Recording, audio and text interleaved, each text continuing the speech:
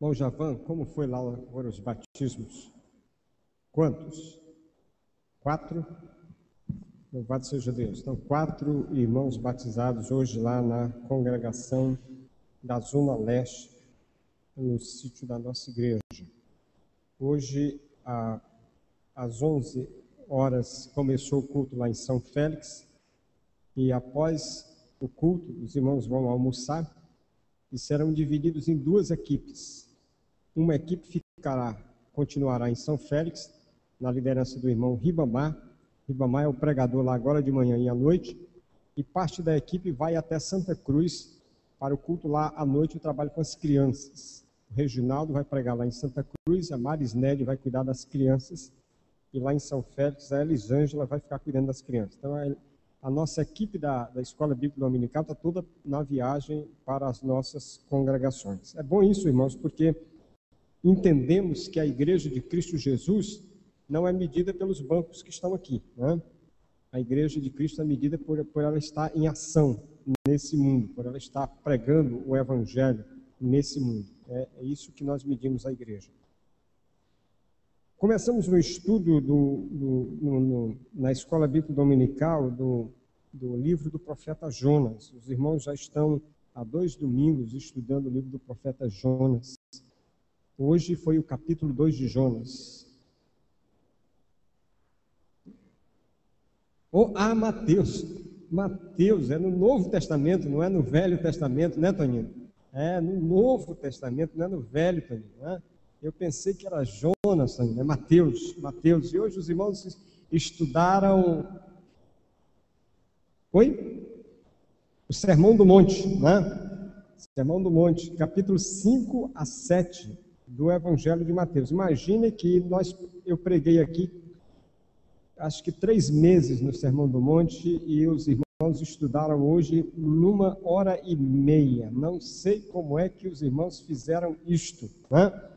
Mas é assim que estava a lição dos irmãos. O Sermão do Monte, ele tem o propósito de mostrar a maneira que Cristo espera que o seu povo viva aqui na terra.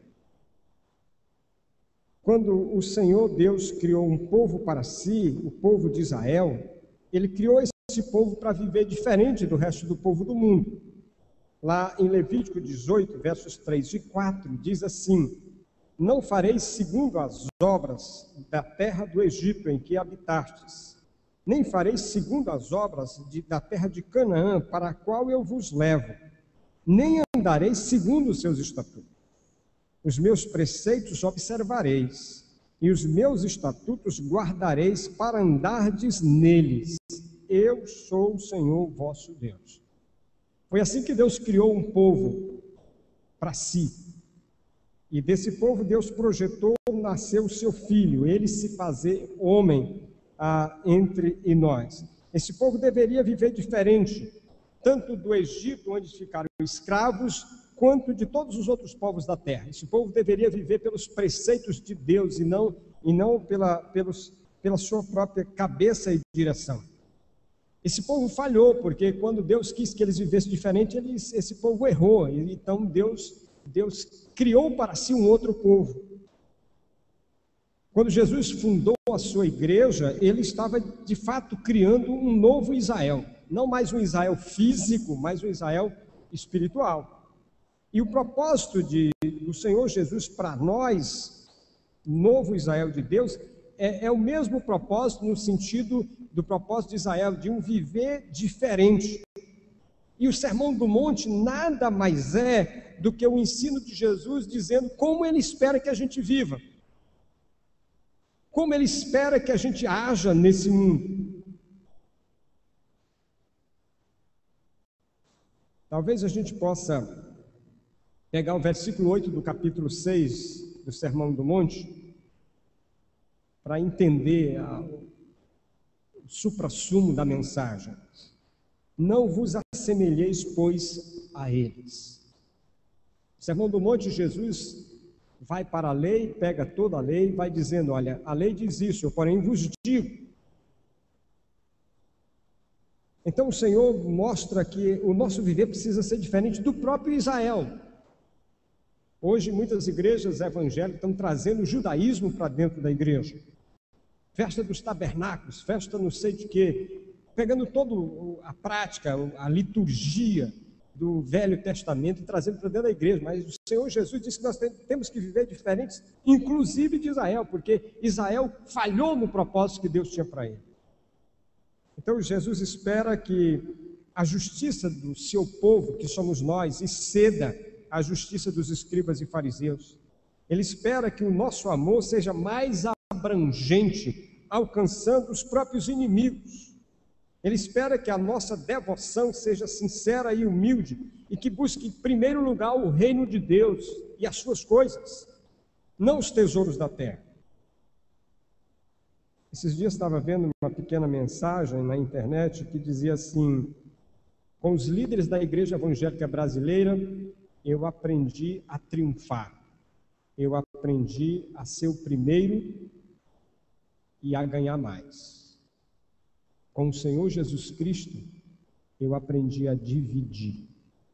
Porque esse é o princípio do Evangelho de Cristo Jesus. É natural, irmãos, que para nós cumprirmos o propósito de Jesus, é natural que para a gente ser diferente do resto desse mundo, nós precisamos viver embaixo da direção de Cristo Jesus. Nós precisamos viver embaixo da disciplina de Cristo Jesus. Eu falei isso há pouco lá na igreja da Renascença e eu queria partilhar com os irmãos a mesma ideia. Lá no capítulo 11 do Evangelho de Mateus, versículos 28 a 30, Jesus faz um convite. Ele diz assim: vinde a mim,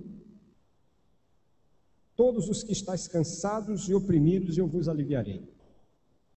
Veja, o convite de Jesus, se você olhar o contexto onde Jesus fala isso, é um contexto onde algumas cidades tinham rejeitado o Evangelho.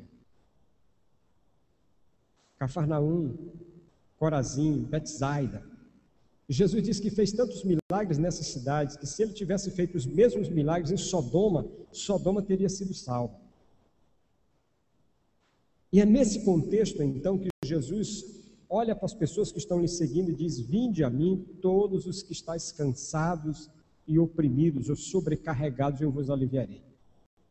A palavra cansado tem no Novo Testamento, nesse texto, a ideia de alguém que trabalha fisicamente até a exaustão, alguém que não tem mais força para fazer nada. E a palavra oprimido dá a ideia de alguém que está sob um peso tão grande que ele está sendo destruído. Então Jesus diz: eu estou convidando esses assim, que não tem mais nenhuma força, que não tem mais nenhuma condição, é a estes que eu estou convidando. E ele convida para vir a ele, diz: vinde a mim. Mas eu quero que você atente que no convite de Jesus tem uma outra coisa. Verso 29. Tomai sobre vós o meu jugo e aprendei de mim, que sou manso e humilde de coração, e achareis descansos para as vossas almas, porque o meu jugo é suave e o meu fardo é leve. Atente bem isso aqui. Quando Jesus fala no Sermão do Monte que precisamos ter uma maneira de viver diferente, que precisamos alcançar esse mundo como ele alcançou, implica que nós precisamos seguir a direção dele, nós precisamos estar sob as ordens de Cristo Jesus. E nesse texto ele faz um convite para vir a ele, mas ao mesmo tempo o convite é para que tomemos o jugo. Tome sobre vós o meu jugo. Eu ia pedir para a Nereida aguardar, mas ela já botou lá, né? Que eu ia perguntar se os irmãos sabem o que é jugo. Porque lá na igreja da Renascença, há pouco eu perguntei, 2 pessoas levantaram a mão. Aí quando eu perguntei se sabiam o que era canga, aí uns 4 levantaram a mão. Né? Mas aí está a figura do jugo, né? Ou da canga, como nós chamamos aqui no Piauí.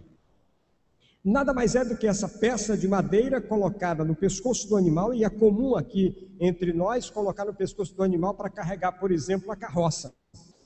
Né? É na canga que a carroça é presa dos 2 lados e o animal carrega. Nesse caso aqui, era para arar o campo, né, para plantação. Então, o animal era atrelado um ao outro, né, na canga, que puxava o arado para preparar a terra para a plantação. E eu quero que você dê toda atenção a isso, em nome de Jesus. O que Jesus disse nesse texto é que ele convidou você para tomar a canga dele. Aquela ali, a canga dele. Então deixa eu dizer outra coisa e, por favor, entenda isso. Quando Jesus convidou você para segui-lo e disse, vinde a mim, e você veio, e você disse sim para ele, você aceitou entrar na canga. Você aceitou que Jesus bote a canga no seu pescoço. Você aceitou. Embora Jesus diga que a canga ou o jugo dele é suave e leve, mas é canga, é jugo. É suave e leve, mas é jugo. Então eu queria que você entendesse que a figura do jugo aqui traz exatamente a ideia de que é a maneira que Deus tem para trabalhar conosco, é a maneira que Jesus tem para fazer de nós esse povo diferente que Ele quer que sejamos. Não há outra maneira. A palavra que Deus usa no Novo Testamento para nós é a palavra discípulo. A Bíblia não manda a gente ganhar pessoas para Cristo, manda que façamos discípulos de Cristo. Gente que acredita em Cristo tem uma multidão. No Brasil, se você fizer uma pesquisa, eu duvido que você encontre 1% que diga que não acredita. No entanto, o Brasil está se tornando um dos países mais violentos e mais consumidores de droga do mundo. São as mesmas pessoas que dizem que creem em Cristo. Mas quando Jesus disse que nós precisamos fazer discípulos dele, a palavra vem da mesma raiz da palavra disciplina. Eu sei que na sociedade de hoje a gente não entende muito o que é isso, porque nós vivemos uma sociedade indisciplinada. A gente não pode mais nem disciplinar o filho, porque corremos o risco de sermos denunciados como maus tratos de pequeno, de menor, abandono de menor, tanta coisa. Hoje tem tantas proteções para as crianças que elas não sabem mais como viver, porque elas não têm disciplina nenhuma. Elas choram e os pais são obrigados a dar. Elas berram e os pais, para calar, fazem qualquer coisa. Não há disciplina. Isso está gerando também uma igreja indisciplinada. Uma igreja que diz que é de discípulos que não tem disciplina. A igreja que é discípulo ou discípula, a igreja que é formada de discípulos é uma igreja formada de crentes disciplinados que estão embaixo do jugo. Estão na canga. Na canga. E quando você encontra um animal na canga, no jugo, você sabe que ele está preparado para o trabalho. Ninguém colocaria uma canga no animal para levá-lo ao shopping. A canga dizia o seguinte: eu estou indo ao trabalho e aqui é a minha ferramenta de trabalho. Então, quando o Senhor Jesus diz que nós devemos aceitar o seu jugo, a sua canga, Ele está dizendo que nós devemos estar dispostos e disponíveis para fazer a obra que é dele. Ele está nos preparando, nos colocando na canga para o trabalho dele. Irmãos, não seria difícil para Deus fazer o mundo todo crer nele. Seria difícil. Deus poderia mandar uma miríade de anjos que saíam no mundo todo fazendo os maiores milagres, as coisas mais estupendas do mundo, e muita gente ia ficar abismada e até ateu ia crer. Mas essa não foi a metodologia que Deus quis utilizar. A metodologia de Deus foi criar um povo, que somos nós, para fazer o trabalho que é dele. Então ele diz: olha, eu estou convidando você a entrar no meu jugo para fazer o trabalho que é meu.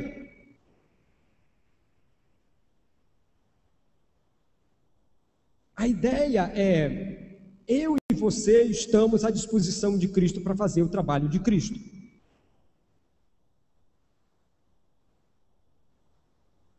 E às vezes, irmãos, eu olho ao meu redor e eu percebo que nós temos muita gente nas igrejas, mas poucos querendo fazer o trabalho que é de Cristo.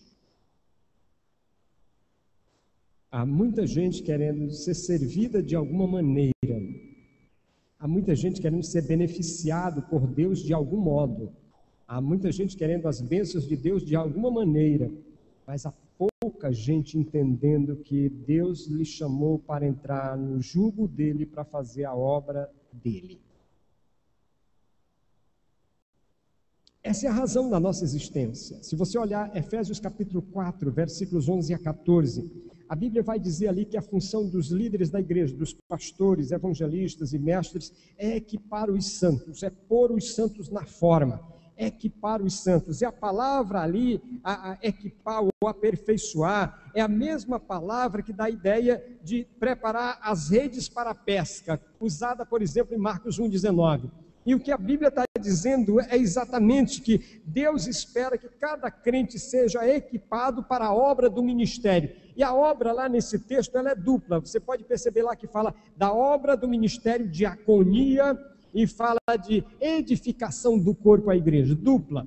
Então a Bíblia está dizendo assim, que Deus nos chama para fazer a obra dele e essa obra é dupla. Nós vamos servir ao mundo que não conhece Cristo, diaconia, e nós vamos ao mesmo tempo cuidar uns dos outros, nós vamos equipar uns aos outros para fazer a obra lá fora. Quando nós temos um grupo hoje lá em São Félix e Santa Cruz, nós temos um grupo fazendo diaconia, cuidando do mundo que não conhece Cristo. Mas quando nós temos um almoço daqui a pouco, não é? Falta 20 minutos para a gente almoçar. Um almoço que, embora, como diz a Miriam, a gente está ofertando R$35 e levando um brinde do almoço para ajudar na construção, mas nós estamos cuidando uns dos outros. É um momento de confraternização, é um momento de ouvirmos uns aos outros, é um momento de apoiarmos uns aos outros. Quando a gente está num pequeno grupo, como estamos agora durante a semana, nós estamos também cuidando uns dos outros. Na verdade, irmãos, não há como a gente cuidar do mundo lá fora se a gente não está pronto para isso. Não há como uma igreja doente cuidar do mundo doente. A igreja precisa estar saudável, sã, para cuidar do mundo lá fora. E a única maneira da igreja ficar saudável é ela ser cuidada por Cristo através de cada um de nós. Por isso a Bíblia diz que temos dons, e os dons são o quê? As capacitações que o Espírito dá a nós para cuidarmos uns dos outros.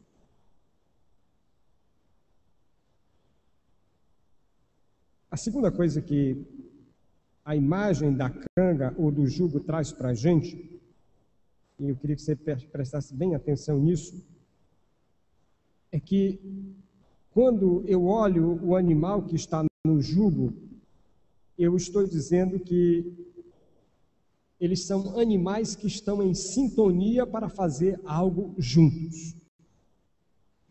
Na canga não dá para o animal ir para a esquerda e o outro para a direita. Na canga não dá para um parar e o outro andar. A canga, ela gera sintonia entre aqueles que estão ali, entre os animais que estão ali. Ela dá foco. Mas, ao mesmo tempo, ela precisa ter sintonia dos animais com aquele que guia a canga. A ordem daquele que guia precisa ser entendida e obedecida. Se ele puxa o cabresto para a direita, o animal precisa ir para a direita e não para a esquerda. E se ele diz pare, ele precisa parar e não continuar em frente.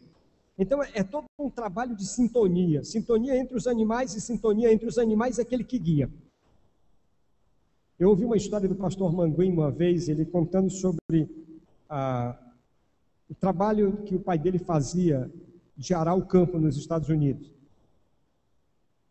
E ele dizia que o pai dele tinha um cavalo que fazia esse trabalho de arar, e o cavalo estava muito idoso, muito velho, muitos anos de serviço. Então o pai dele decidiu aposentar aquele cavalo. E comprou um outro cavalo novo para fazer o trabalho do arado. Mas quando o cavalo novo chegou, a pastor Orman imaginou então que ele ia descartar o cavalo velho e botar o novo para fazer o trabalho. E ele pegou uma canga de 2 lugares e pegou o cavalo velho que continuava lá, botou de um lado e o cavalo novo do outro. Então ele foi perguntar para o pai: pai, por que o senhor não dispensou o cavalo velho, já que o senhor comprou um novo para isso? E ele disse: meu filho, é simples, o cavalo novo tem muita força, muita disposição, mas se ele não estiver ao lado do velho para haver sintonia e o velho guiá-lo no trabalho que ele já faz anos a ano, na experiência que ele tem, se não houver essa sintonia, eu vou ter prejuízo. Então, meus irmãos, o convite de Jesus para tomarmos o jugo é um convite para tomarmos sintonia uns com os outros. A obra é dele, nós estamos aqui para executar, mas tem que haver sintonia entre nós. Aquele que faz uma coisa precisa saber que o outro está fazendo do outro lado, e essa obra se complementa, ela não concorre, ela não difere, ela se complementa. Mas ao mesmo tempo, é preciso que haja sintonia entre nós que estamos na canga, no jugo, e aquele que guia a canga, o Senhor Jesus. Eu falei isso outro dia, e eu não sei se o irmão me atentou para isso.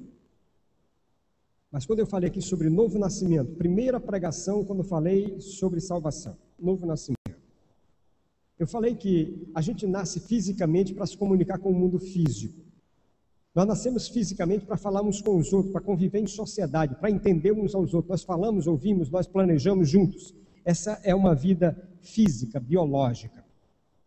Mas quando a Bíblia diz que temos que nascer de novo, está dizendo que temos que nascer do Espírito, para que a gente tenha então uma sintonia com aquele que é Espírito, que é Deus. Deus é Espírito.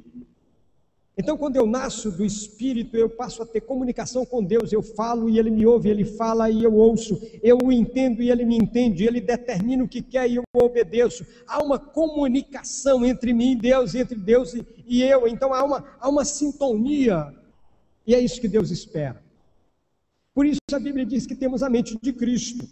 Por isso também a Bíblia diz que a gente só discerne as coisas de Deus espiritualmente. Só quem tem o Espírito de Deus entende as coisas de Deus. É uma comunicação espiritual. Então eu tenho a capacidade de ouvir o inaudível. Eu tenho a capacidade de ouvir aquilo que as pessoas normalmente não ouvem. Eu tenho a capacidade de enxergar aquilo que as pessoas normalmente não enxergam. É Deus falando comigo. Lá no capítulo 11 de Hebreus, versículo 7. Capítulo 11 todo há uma lista dos heróis da fé, homens que viveram pela fé. Mas no versículo 7 tem o exemplo de Noé. E diz assim: Noé, divinamente avisado das coisas que ainda não se viam, sendo temente a Deus, preparou uma arca para o salvamento da sua família, e por esta fé condenou o mundo e se tornou herdeiro da justiça, que é segundo a fé. Você conhece a história de Noé? Noé passou anos e anos. Noé dedicou a vida dele a construir uma arca. Não era um barquinho qualquer, não. Era um tremendo navio. Ele não fez outra coisa a vida toda, a não ser preparar uma arca num lugar que não tinha rio nem mar, em terra seca. Para todo mundo que estava ao redor, ele era um maluco. Se tivesse um hospício, um Meduna lá, eles tinham internado o Noé. Interna esse cara porque está doido. Bota para o psiquiatra, dá dose, vai violenta e interna. Está maluco. Está maluco. Esse cara fica dizendo que Deus falou com ele, que vai inundar o mundo, e ele está fazendo esse barco aí interna. Está maluco. Mas sabe o que era isso? Era simplesmente a capacidade que o servo de Deus tinha de ouvir a voz que os homens normais não tinham. Era simplesmente a capacidade que o servo de Deus tinha de perceber as ações de Deus que os homens normalmente não tinham. Por isso o texto bíblico diz que ele condenou o mundo todo. Meu irmão, quando eu estou na canga, quando eu estou embaixo do jugo de Jesus, e talvez você não goste dessa palavra, mas é essa que a Bíblia usa. Eu sei que talvez você goste que eu diga que você é cabeça, que foi feito para reinar, que foi feito para ser o primeiro, que foi feito para ter sucesso. Mas o texto bíblico diz que Jesus convidou eu e você, a mim e a você, para entrarmos na canga. Você pode não gostar, mas se você não estiver na canga, não é servo. Se você não estiver na canga, não pode fazer a obra, porque a obra é do Senhor, Ele que comanda a canga. Se você não estiver na canga, não vai entender a linguagem de Deus, não vai ouvir a voz de Deus, não tem comunicação com Ele. Sabe o que vai acontecer com você? Aquilo que aconteceu com aqueles 2 jovens que iam no caminho de Emaús. Você lembra da história? Eles iam no caminho de Emaús e falavam sobre a morte de Jesus e contavam tudo lá, um para o outro, tristes com tudo que tinha acontecido. Jesus aparece, acompanha eles 2 no caminho, Jesus explica todas as escrituras para eles, passou o dia caminhando do lado deles e falando das escrituras, e só quando o sol estava se pondo que Jesus vai sair da presença dele. Quando Jesus sai, então eles olham um para o outro e dizem: o seu coração não ardia quando ele falava com você? E aí então eles começaram a associar tudo que Jesus falava, e então eles descobriram que andaram com Jesus o dia inteiro e não viram que era Jesus. Sintonia zero. Privilégio, estar com Jesus, ouvir Jesus, tirar todas as dúvidas, e eles simplesmente não perceberam. Sabe, irmão, nós temos muitos crentes que não têm sintonia nenhuma com o Senhor. A gente brinca e diz que são os crentes 6 horas, né? Ele está sempre dizendo assim: 6 horas por mim. Irmão, ora por mim. Aí você pergunta assim: mas você já orou por você? Não, 6 horas. Falta sintonia, falta entender a palavra de Deus, falta ouvir a palavra de Deus. Quando eu estou no jugo, só vou poder fazer a obra se eu tiver sintonia, se eu entender, se eu ouvir. Jesus diz: quem tem ouvidos para ouvir, ouça. Se eu não tenho ouvidos para ouvir, não vou entender o comando, não vou entender a ordem, não vou entender o que o Senhor quer. Eu só vou poder fazer algo corretamente, se corretamente entender a voz do Senhor. Terceira coisa que o jugo me lembra. O jugo diz que eu estou sob autoridade. Os animais que estão no jugo, eles estão sob a autoridade daquele que comanda. O jugo evita que os animais se distraiam, que façam aquilo que dá na cabeça, que saiam para qualquer lugar. O jugo diz que aqueles animais seguem um comando, uma ordem.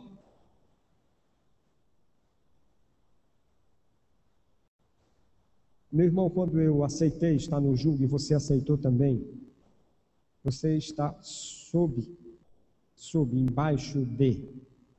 embaixo das ordens de Jesus.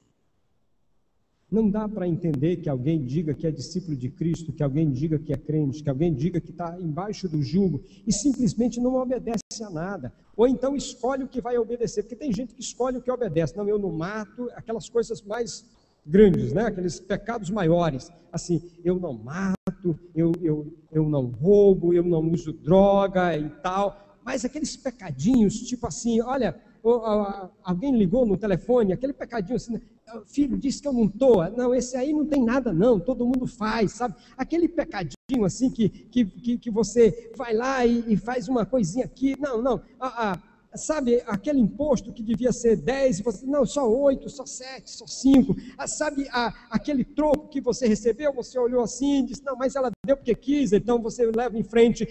Aquela página da internet que você sabe que não dá para ver, mas você olhou para um lado e para o outro, não tem ninguém, aí você acessa e fica olhando para lá e olhando para cá. E aquela página da internet no seu trabalho, que você fica lá no Facebook, você está recebendo salário para trabalhar na empresa, mas você fica no Facebook mandando recado, aí o patrão entra na sala e você minimiza a página rapidinho, né? E faz de conta que está trabalhando. Quer dizer, esses pecadinhos aí, não, isso aí, pastor, todo mundo faz, irmão, você não é todo mundo. Você não é todo mundo, você é servo de Cristo Jesus para viver diferente. Você não é para viver igual. anteontem, acho, eu estava indo ali naquela avenida da Ponte Wall Ferraz, dia 26, foi anteontem, né? 7/26, anteontem, era aniversário da Maradia. Eu e a Jesus e o Mateus íamos lá para o apartamento da Mara para comemorar o aniversário dela. E aí a gente está naquela avenida lá, que passa na frente da maternidade. Depois que eles fizeram aquele viaduto, acabaram com todos os retornos. Tem um retorno lá para a maternidade, né, que, lógico, é uma previsão de que a ambulância chega com alguém e entra para a maternidade. Tem uma placa lá, em vermelho, proibido retornar, está lá a placa. Mas os carros fazem fila ali, todo mundo vai, né? A fila é mais rápido, porque se você não fizer aquilo, você tem que atravessar a avenida toda até o sinal lá embaixo. E aí vai fazer o retorno e pegar lá. Quer dizer, é uma volta tremenda. Bem, e aí, o que eu fiz? Liguei a seta, na filinha, caladinho. Aí a dona Jesus olha para mim e diz: você não vai fazer isso não, né? Está todo mundo fazendo, a gente já está atrasado. Você não é todo mundo.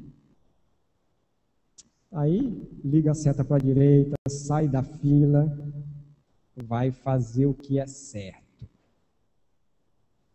Meu irmão, nós não fomos chamados para fazer o que todo mundo faz. Eu sei que às vezes você vai ser discriminado, às vezes vão dizer que você é chato, você é careta, você é ranzinza. Digam o que disser, mas quando Jesus diz que você está embaixo da canga, Ele está dizendo que você está sob autoridade. Ele é a autoridade sobre você, Ele é quem dá ordem sobre você, ninguém mais.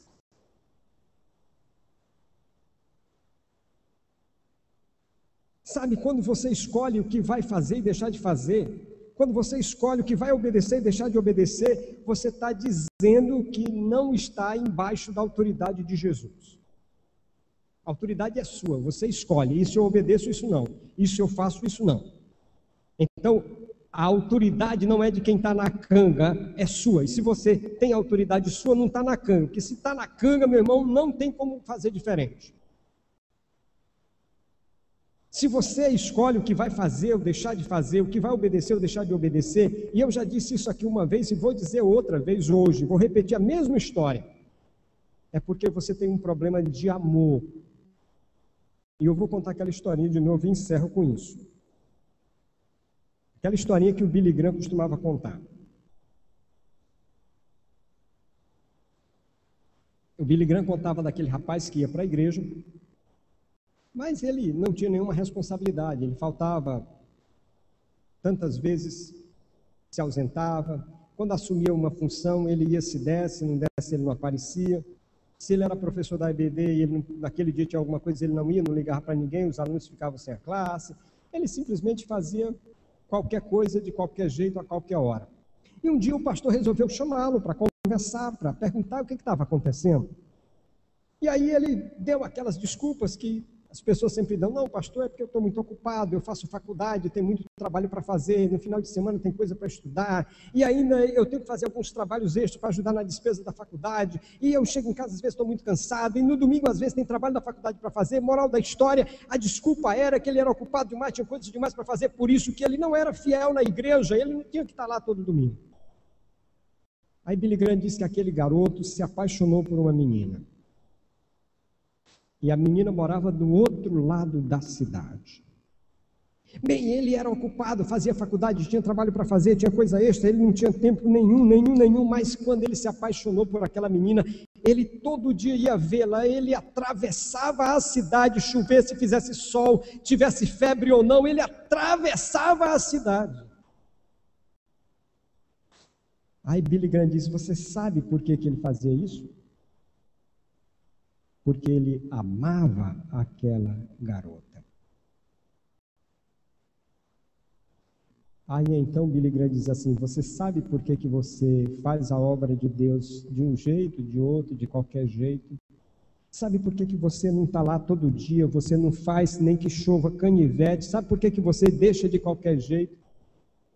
Porque você não ama o Senhor, porque se você amasse, você atravessava a cidade. Billy Graham diz, quando você tem um problema de obediência, quando você tem um problema de obedecer o que Deus manda você fazer, você não tem um problema só de obediência, você tem um problema de amor. Você não ama ao Senhor como deveria amar. Porque se você amasse, a coisa seria diferente. A canga é o convite de Jesus. Vinde, tomai sobre vós o meu jugo. Ele convida você. Mas quando você vem para baixo da canga, quer dizer que você vai se submeter a fazer o trabalho deles. Significa dizer que você vai ter sintonia com ele para entender o que ele quer. Significa dizer que você vai estar sob a autoridade dele. E quando isso não acontecer, você tem um problema de amor. Quando isso não ocorrer, avalie como vai o seu amor pelo Senhor. Deus, obrigado por essa manhã na tua casa. Obrigado pelos teus servos que aqui chegaram. Obrigado por aqueles que estão cuidando do almoço que vamos ter. Obrigado por aqueles que estão pregando o evangelho nas congregações. Obrigado por aqueles que têm entendido que são servos, estão embaixo do jugo, da canga, para fazer a vontade do Senhor. E aqueles que ainda não entenderam isso, ó Deus, quebranta seus corações, para que se submetam, para que demonstre o amor pelo Senhor, pela obediência. Porque o Senhor mesmo diz que se amarmos o Senhor, guardaremos os seus mandamentos. Que tua graça seja sobre nós, em nome de Jesus. Amém.